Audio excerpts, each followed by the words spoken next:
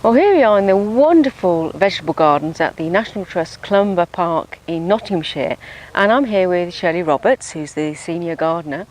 And in this particular area we've got an interesting technique going on called no-dig beds. What can you tell us about these then, Shirley? Well, they're quite new for us this year, and we're all about soil health in the gardens, so we're really wanting to maintain fertility. We're growing on really sandy soil, so it's very greedy for nutrients and water, but we wanted to safeguard all the microorganisms, so that's why we went for the no-dig technique, and it's worked fantastically well for us this year.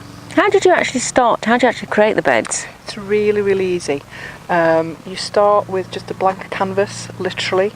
You put, in our case, about 4 inches of our own homemade compost, and that's it.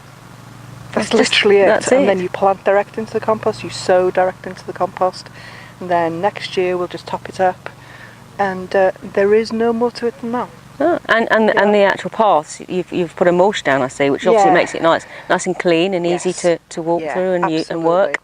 So for us, probably different to what you would do at home, we want visitors to come in among the crops so they get a really good look. So that's why we put the paths down, and that's why they're a little bit wider than you would have as normal. But the thing that it's done for this area in particular is made it almost weed free. Wow. And how have you found it this year with the drought that we've had and the dry weather? It's been absolutely brilliant. I would say, compared to what you might call a more traditional growing area, we're watering in here about 70% less.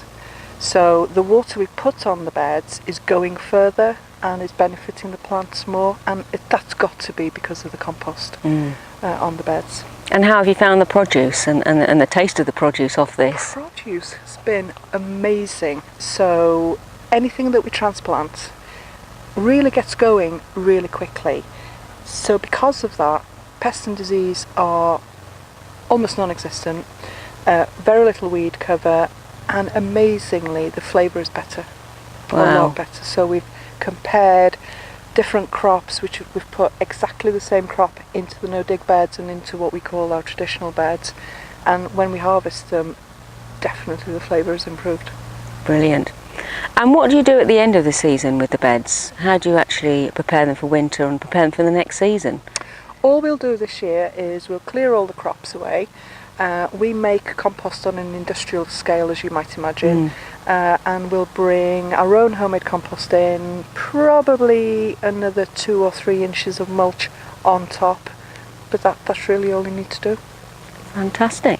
So it's a really good method to use here on this site, but also be good for home gardeners too. Definitely. And a lot less work. Yeah, definitely. Our visitors love it. Lots of visitors see what's happening here and they're going home and trying it for themselves. Brilliant. So no dig, that's definitely the way forward. Future. It's the future runner. Thank you very much. Thank you.